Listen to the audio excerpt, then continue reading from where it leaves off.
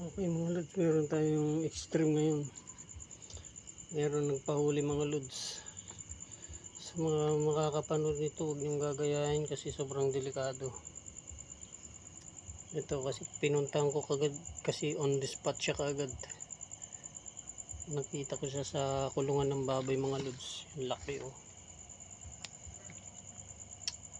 Huwag niyong gagayahin to mga lodi. Bali pinahuli lang ito ng isang kabarangay ko kasi natatakot sila. Nadaanan daw nito mga lods, kaya pinuntahan ko kaagad on the spot kasi nakita nila kung saan siya nakatago. Ito yung tinatawag nilang jumbo cobra mga lods. Yan o, laki niya o. Warning lang mga lods, kung nakikita nyo, just for entertainment only. Huwag nyong gagayahin to kasi sobrang delikado siya. Ayan siya mga lodi oh.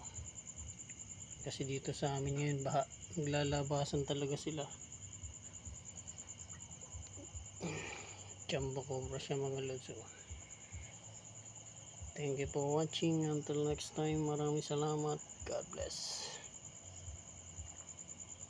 Takot si Muning oh.